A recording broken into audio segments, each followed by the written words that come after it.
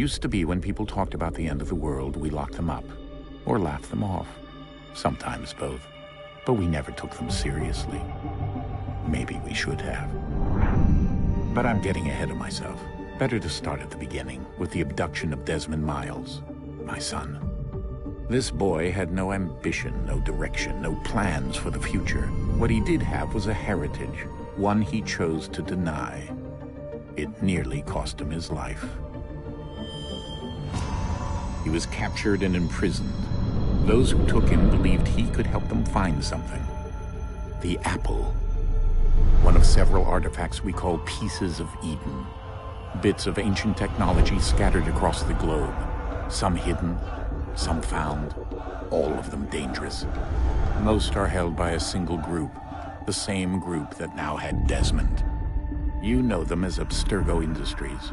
We know them as the Templars, as the enemy. We've been fighting them for thousands of years, even longer if you believe the stories of their origins. I do.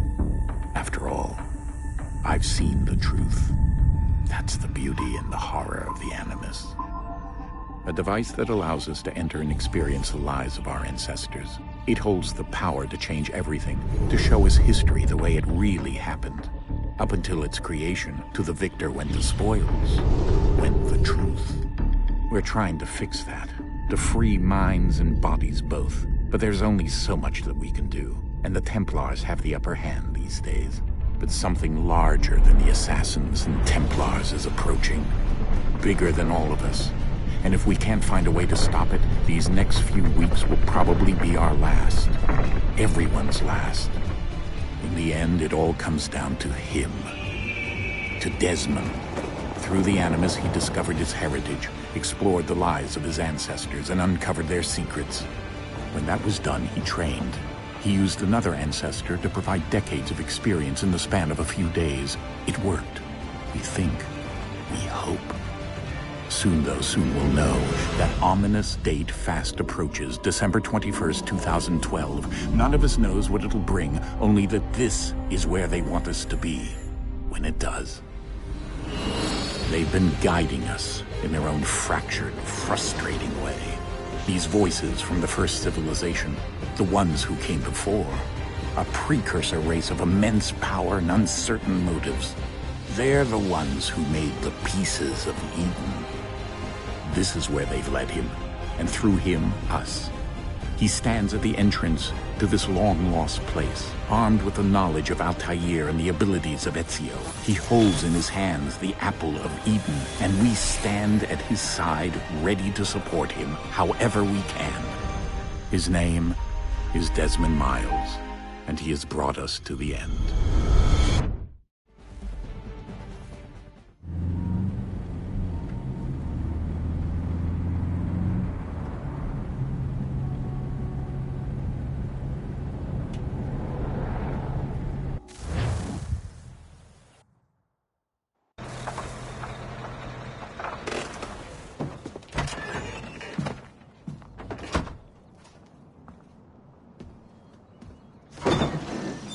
We're here.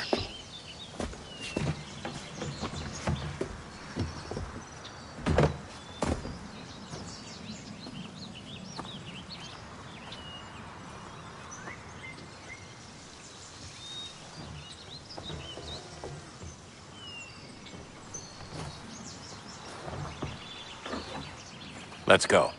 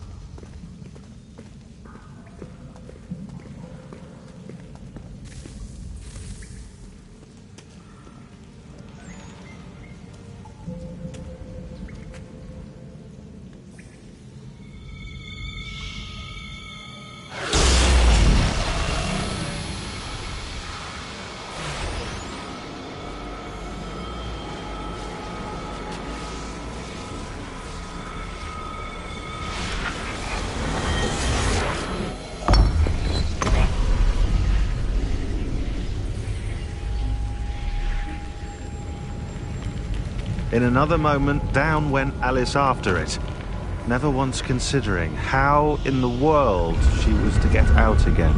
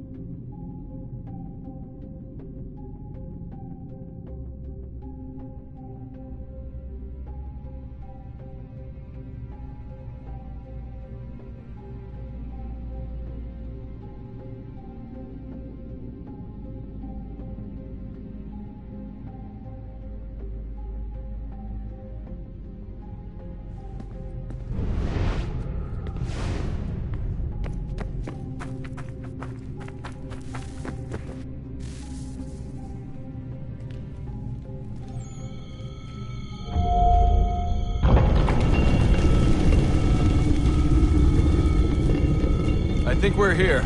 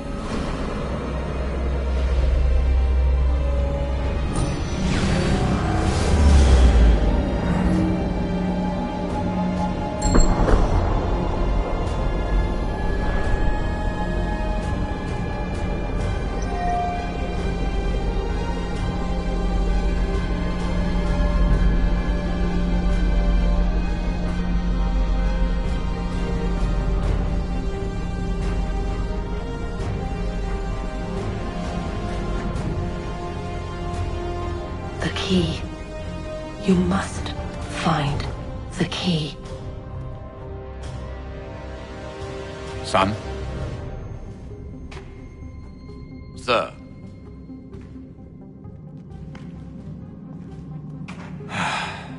Here we go again. Desmond? Do you hear us? Yeah. What happened? The temple triggered a bleeding effect. You collapsed and entered into a fugue state. So naturally, you dropped me into the Animus instead of, I don't know, making sure I was okay? You weren't in any danger. Besides, the temple appeared to be communicating with you, and I didn't want to risk severing the connection. At least not until we knew what it wanted. Right. Of course. Son,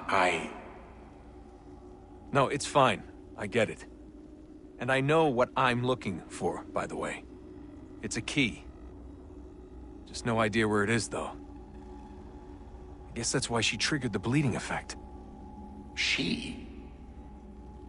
Juno, Dad. talking to me. Okay, Desmond. While you were, visiting Constantinople, we picked up a software update for the Animus. I'd like to run a couple of quick tests, make sure there aren't any major issues. All right. What do you need me to do? We'll start simple. Walk to the marker over there.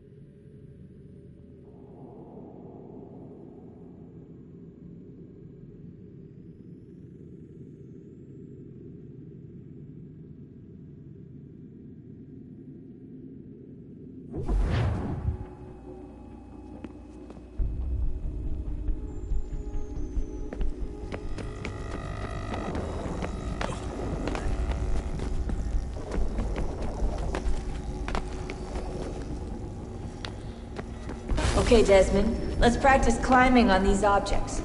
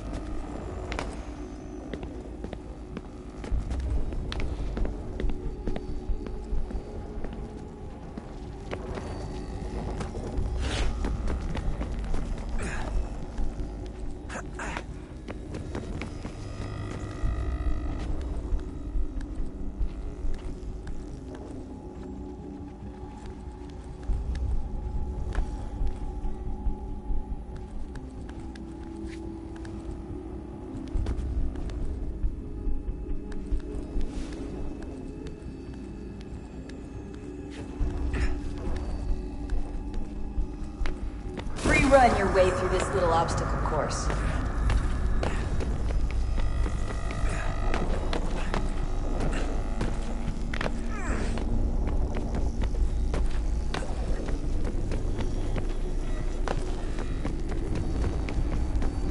That's a constraint.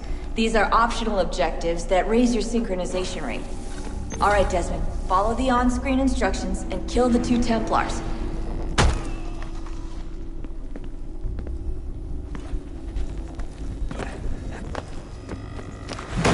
All you have to do here is jump the gap.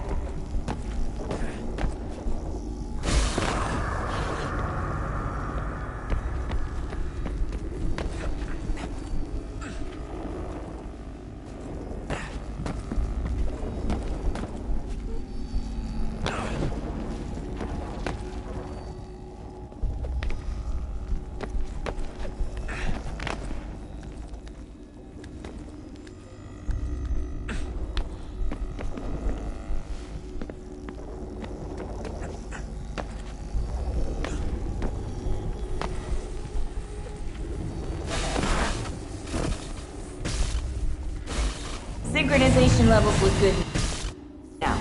We should be able to build the world. Time to find out what the temple wants from you.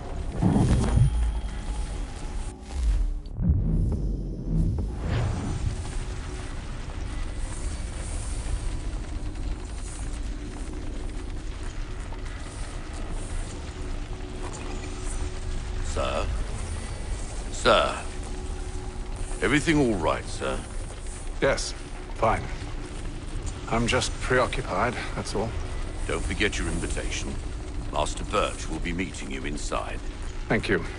Where shall I retrieve you once you're done? Front of the Opera House. And be quick about it. Don't expect to be here long. I'll bring her round at once.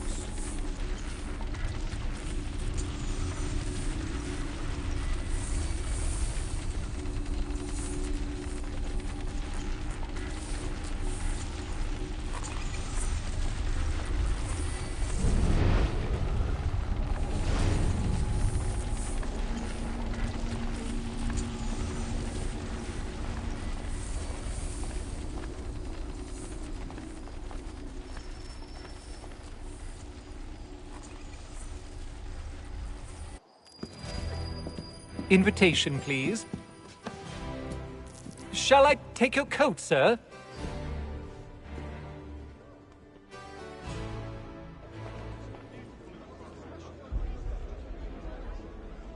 Ladies and gentlemen, you are requested to kindly find your seats.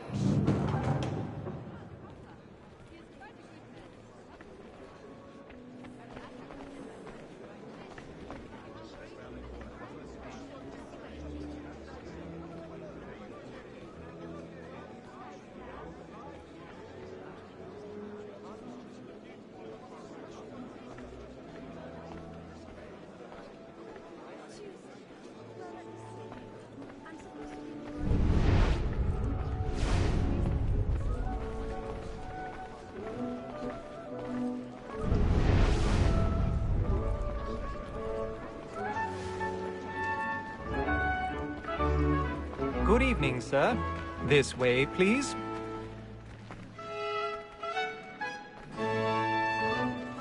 My apologies.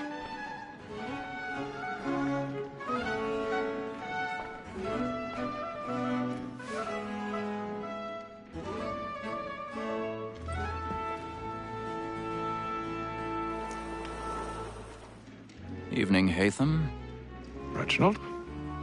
I can't tell you how happy I was to hear they'd mounted this revival. Gay's best work by far. Have you seen it before? Once. My father brought me here as a child. Though I remember little of it. I don't suppose tonight will afford me the luxury of a proper viewing either. No, I'm afraid it won't. On to business then. Do you see him?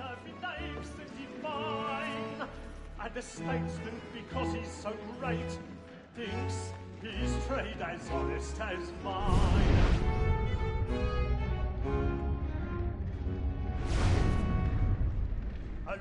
Be seated in one of the boxes above. The stairs are watched.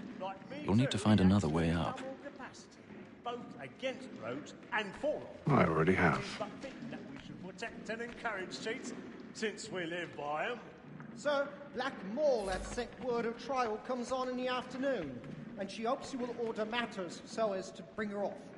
As the wench is very active and industrious, you may satisfy her that I'll soften the evidence. Tom Gag, sir, is found guilty. A lazy dog! When I took him the time before, I told him what it would come to if... 1,000 pardons. My apologies. Without reprieve. I may venture to book him. For Tom Gag, £40. Let Betty Sly know I'll save her from the transportation, or I can get more by her staying in England. Betty has brought more goods into our locked here than any time of the day. And in truth, 'tis a pity to lose so good a customer. If none of the gang take her on, she may, in the common course of business, live her 12 months longer. I love to let women escape.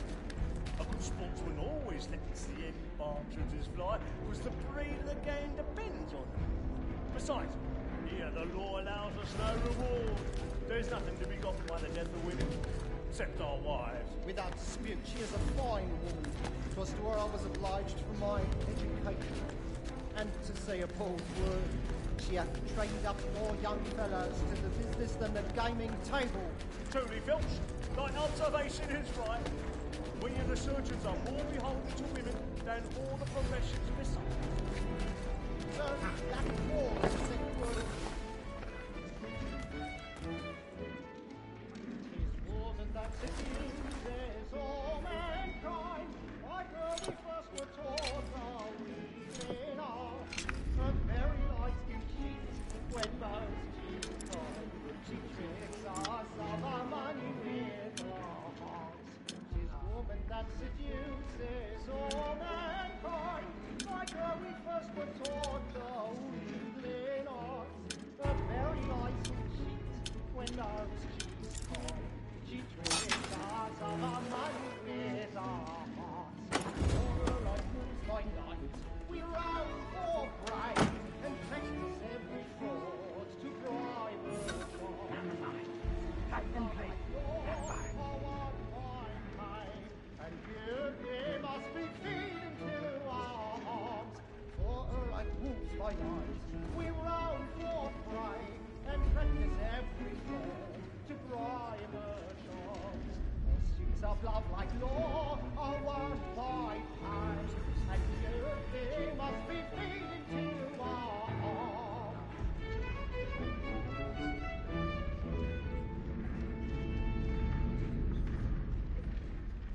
But make haste and you get boy, and let me friends know what I intend. For I love to make them easy one way or other. When a gentleman is long kept in suspense, penitence may break his spirit ever after. Besides, certainty gives a man a good air upon his trial, and makes him risk another without fear or scruple. But all away, for 'tis a pleasure to be the messenger of comfort to friends in affliction.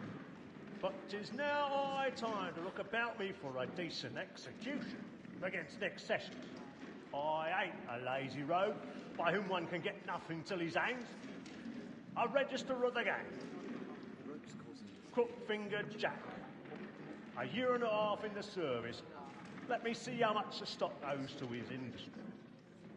1, 2, 3, 4, 5 gold watches. And 7 silver ones. A mighty clean-handed fellow. 16 snuff boxes. 5 of them true gold. 6 dozen of handkerchiefs. 4 silver hilted swords. 1/2 a dozen of shirts. 3 tie periwigs. And a piece of broadcloth. Considering these are only the fruits of his leisure hours, I don't know a prettier fellow. But no man alive hath a more engaging presence of mind upon the world. What Dreary, alias Brown Will, an irregular dog, who has an underhanded way of disposing of his goods. I'll try him only for a session or 2 longer upon his good behaviour.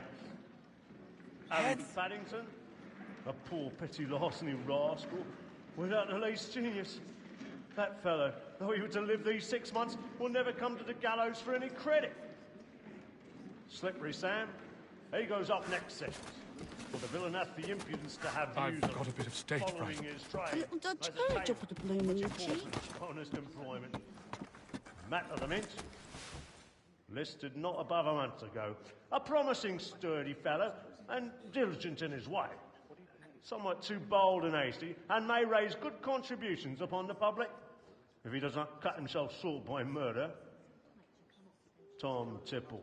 Flying out. A guzzling, soaking sot, who's always too drunk to stand himself, or to make others stand. A cot is absolutely necessary for him.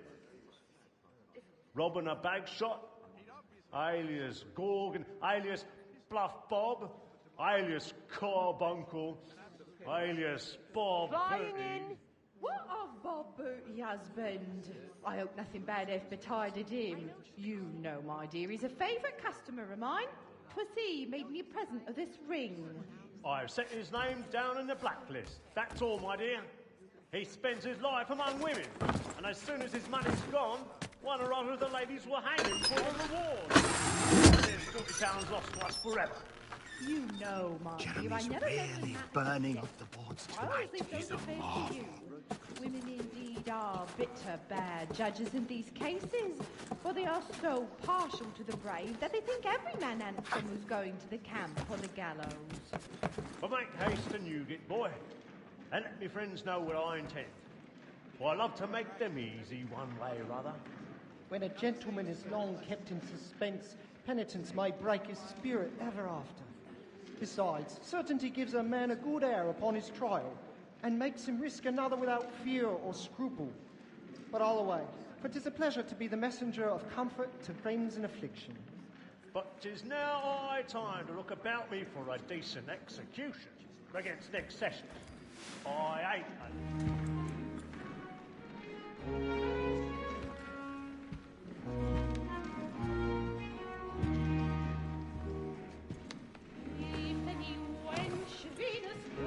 Haytham.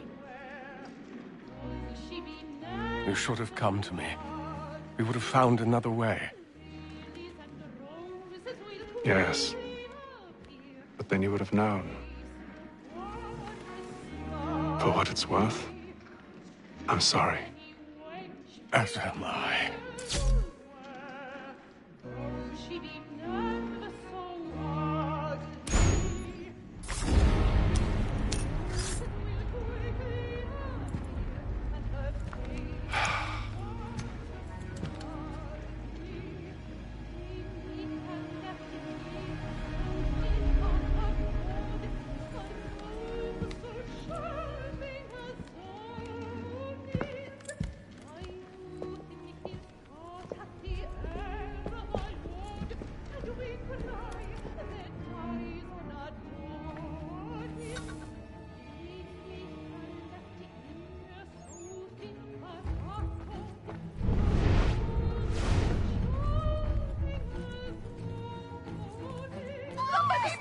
Balcony! Hurry! Come, please! Over there! That's the one that... That man there! A man Seize was him! killed in the upper balconies! Oh, my! But I've done no wrong. I swear Search it. him. Any weapons? I beg your pardon. Did they find... No, please! Let us through. Peace, friends, there is no danger! Order! We must have order! Peace, friends, there is no danger! It happened We right must in that leave at balcony. once. What are those men kill doing her about? I'm staying where it's safe. Order! Move. We must have order! Imbecile!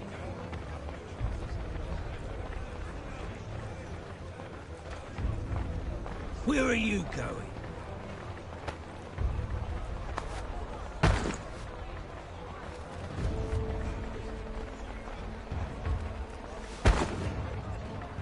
I need to get out. Too close.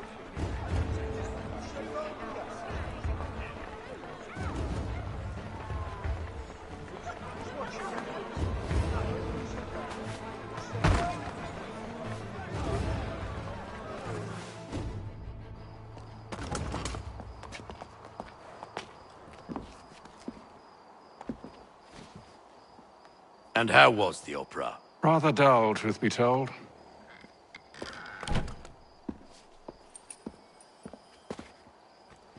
Shall we be off then? Aye. To Fleet and Bride. By your command.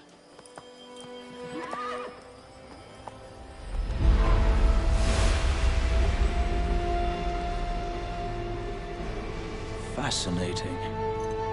Gentlemen, I hold in my hand a key. And if this book is to be believed, it will open the doors of a storehouse built by those who came before. Ah, yes. Those who ruled, reigned, and vanished from the world. Do we know what it is that will be held within? It could contain certain knowledge. Perhaps a weapon, or something as yet unknown, unfathomable in its construction and purpose. It could be any of these things, or none of them. They are still an enigma, these precursors. But of one thing I am certain. Whatever waits behind those doors shall prove a great boon to us all. Or our enemies, should they find it first. They won't. You've seen to that. I assume you know where this storehouse is? Ah, Mr. Harrison. Gentlemen. How fare your calculations? I believe the site lies somewhere within this region. That's a lot of ground to cover. My apologies. Were that I could be more accurate. That's all right. It suffices for a start. And that is why we've called you here, Master Kenway. We'd like for you to travel to America, locate the storehouse, and take possession of its contents. I'm yours to command, although a job of this magnitude will require more than just myself. Of course. Upon this paper are the names of 5 men sympathetic to our cause. Each is also uniquely suited to aid you in your endeavor. With them at your side, you will want for nothing. Well, then I'd best be on my way. I knew our faith in you was not misplaced. We've booked you passage to Boston. Your ship leaves at dawn. Go forth, Hatham, and bring honor to us all.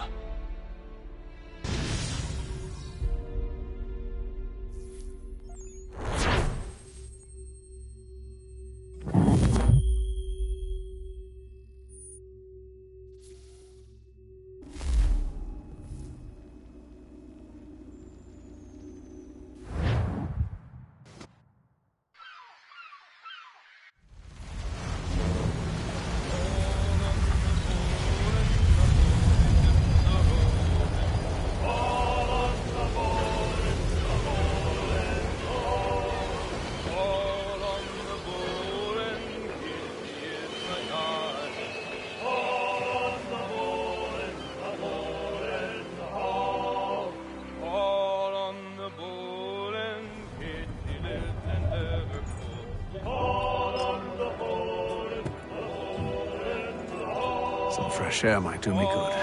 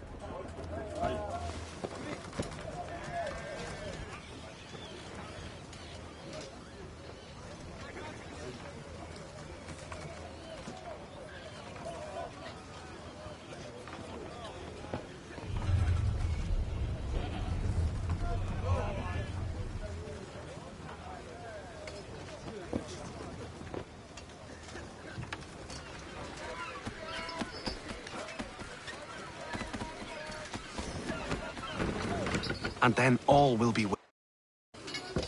You sure? Of course.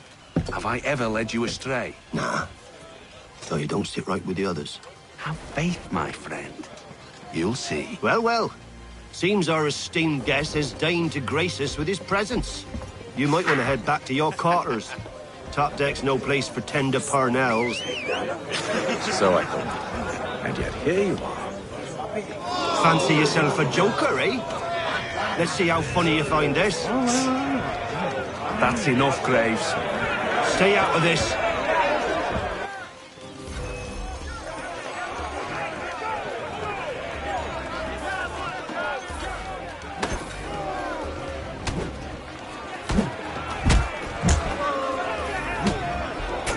Listen to this, Hector. Thinks he can swagger on up here and declare himself king of the castle. Please, fellas, call this off. If the captain sees us... To hell with the captain. And to hell with you, Mills. Whose side you on, anyway?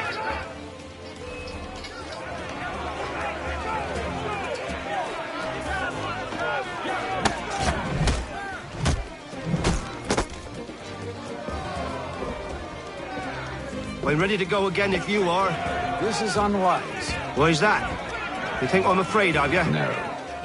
But you should be.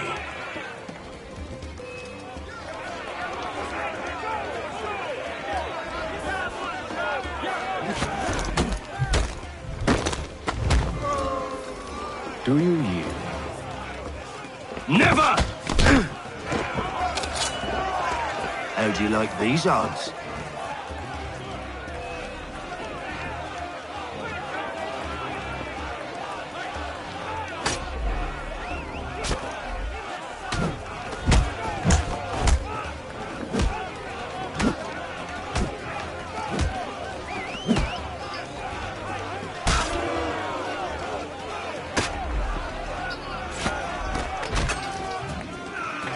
What's the meaning of this? Captain! Explain yourself at once, Mr. Kenway. These thought we were simply passing the time with a bit of sport, Captain. How about you pass the time by doing your goddamn jobs instead? I wasn't aware I was paying you to loll about. A word, please, Mr. Kenway. Oh, I nearly forgot. There's your knife back.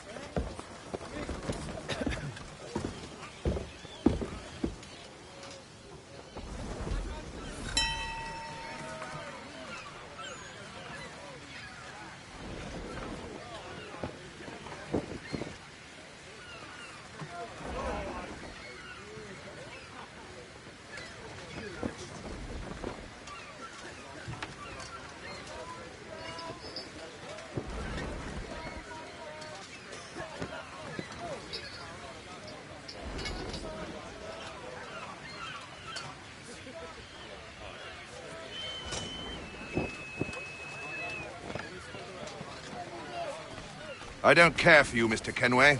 I've had nothing but trouble since you came aboard. Your problems have nothing to do with me.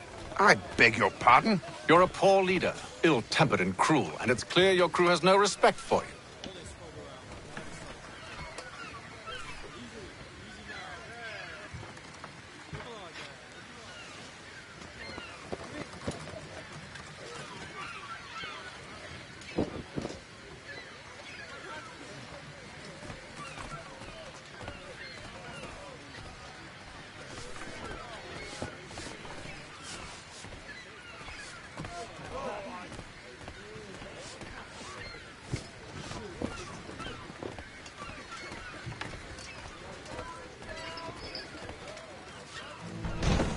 Look, I don't want to argue.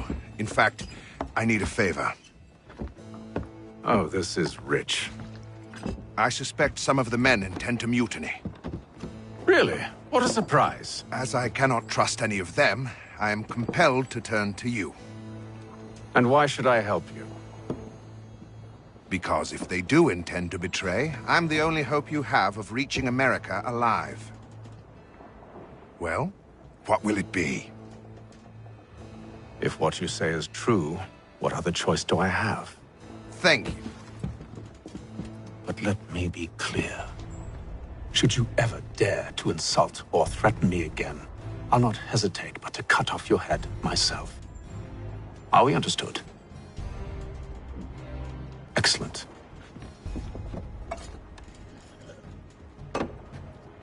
Good day.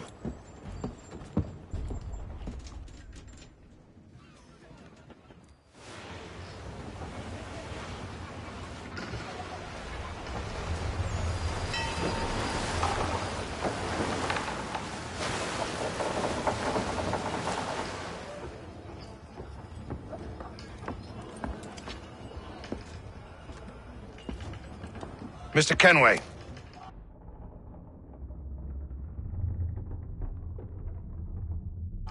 Captain? Whatever they're up to, I believe it's coming to a head. I'd best get to work.